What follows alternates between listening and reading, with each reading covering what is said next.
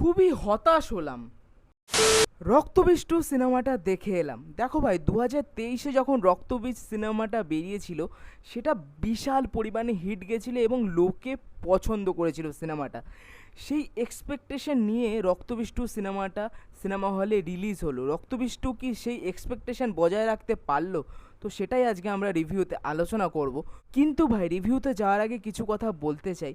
দেখো, পুজো অনেক ভালো ভালো সিনেমা রিলিজ করছে এবং তোমরা ভেবে রেখেছো অনেক দিন ধরে যে রক্তবীজ টু সিনেমাটা এলে আমি হলে দেখতে যাব। তো অবশ্যই সিনেমাটা দেখতে যেও।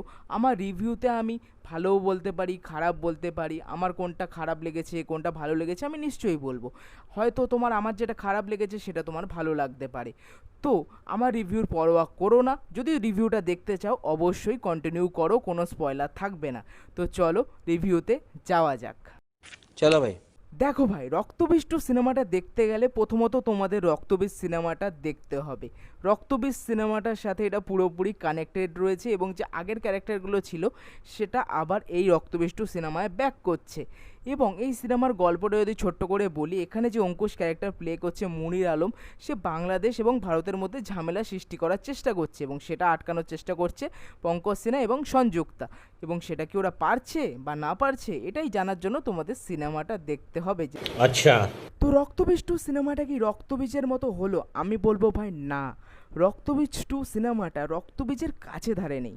রক্তবীজ সিনেমায় যে থ্রিলের ভাগটা ছিল বা যে মিস্ট্রি পোর্শনটা ছিল, যেটা শেষ পর্যন্ত ভাই আমাদের হুক করে রেখেছিল, সেই জিনিসটা ভাই রক্তবীজ টু সিনেমায় নেই। এবং এই সিনেমায় যে থ্রিল বা মিস্ট্রির জায়গাটা রয়েছে একদমই ওয়ার্ক করে না, একদমই সিম্পল। এবং এই সিনেমার মেন প্রবলেম হলো স্ক্রিন প্লে। ঠিক আছে, এই সিনেমার ফার্স্ট হাফটা এন্টারটেনিং, দেখতে মজা লাগে, কিন্তু সেকেন্ড হাফে সিনেমাটা গিয়ে ধাপাস করে গিয়ে পড়ে। ঠিক আছে, এবং এতটা স্ট্রেচই মনে হয় ভাই কখন শেষ হবে। খুবই বোরিং লেগেছে আমার সেকেন্ড হাফটা। ফার্স্ট হাফটা এন্টারটেনিং ছিল। কিন্তু কোন দিকটা ভালো সিনেমাটার? এই সিনেমাটার ভালো দিক হলো এই সিনেমার কমেডিটা বেশ ভালো। এই সিনেমায় অঙ্কুশ ভাই ঘ্যামা লেগেছে আমার অঙ্কুশকে। অঙ্কুশের যা পারফরমেন্স রয়েছে না ভাই, যে ভিলেনের রোলটা প্লে করেছে অঙ্কুশ মুনির আলম, সে যদি ভবিষ্যতে কোনো রকম ভিলেনের রোল পায় সে ভাই খেয়ে ফেলবে সবাইকে। ঘ্যামা লেগেছে। সেকেন্ড ভালো লেগেছে আবিরকে। সে যখনই ভাই গোফে হাত দিচ্ছে বা তার মধ্যে যে সোয়াগ ভাবটা রয়েছে, সুপার, মানে আবিরকে দেখে সুপার লেগেছে। এরপর রয়েছে মিমির এন্ট্রিটা বেশ ভালো লেগেছে, তাকে সুপার লেগেছে, ভালো লেগেছে।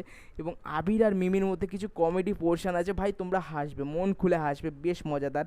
এরপরে কাঞ্চন মল্লিক, সে যেটুকু জায়গা পেয়েছে কমেডির ভাই ফাটিয়ে দিয়েছে। মানে মেন ক্যারেক্টার কথা বলছে, সে পেছনে কিছু একটা করছে, বেশ মজাদার, তাকে বেশ দেখতে ভালো লেগেছে। এবং এই সিনেমার বেশি কিছু পজিটিভ দিক আমার কাছে নেই, এইটুকুই আমার যা ভালো লেগেছে। এবং ফার্স্ট হাফটা আমার এন্টারটেনিং লেগেছিল, কিন্তু সেকেন্ড হাফে গিয়ে সিনেমাটা যেভাবে পড়ে আমার একদমই ভালো হয়নি। এখানে অঙ্কুশ যে ক্যারেক্টার প্লে করেছে মুনির আলম, তাকে যে ব্রেন ওয়াশ করা হয়েছে তার পেছনের ব্যাক স্টোরিটা আমার ভালো লাগেনি। ঠিক আছে, মানে কোনো ইমপ্যাক্ট আমাদের মধ্যে ছাড়ে না।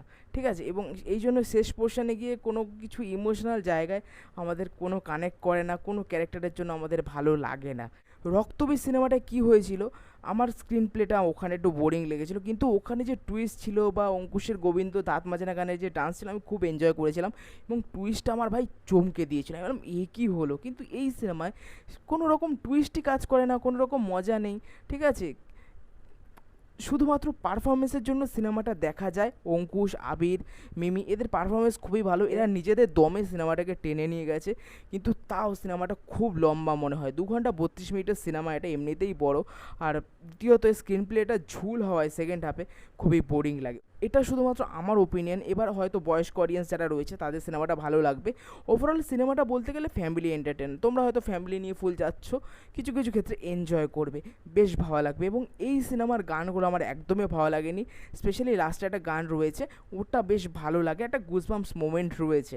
কিন্তু একটা গান রয়েছে যেটা প্রমোশনের জন্য ইউজও করা হচ্ছে কদিন ধরে, কিন্তু ওই গানটা আমার মনে হয় না, বেকার ঢোকানো হয়েছে, ওই গানটার কোনো রকম দরকার ছিল না। যাই হোক, ওটা প্রমোশনাল পারপাসে ইউজ করা হচ্ছে, ওটা আলাদা ব্যাপার, ওটা মেকার্সরা নিজেদের পছন্দ। ঠিক আছে, আমার মনে হয় না ওই গানটার কোনো দরকার ছিল।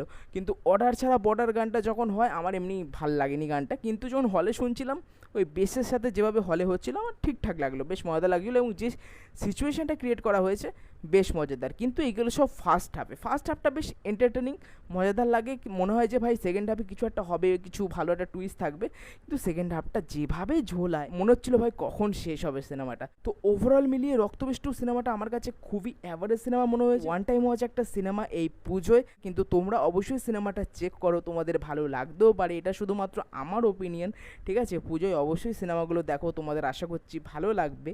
আর যারা রক্তবীজ 2 দেখে ফেলেছো, তোমাদের কেমন লেগেছে আমাকে নিশ্চয়ই কমেন্ট করে জানিও।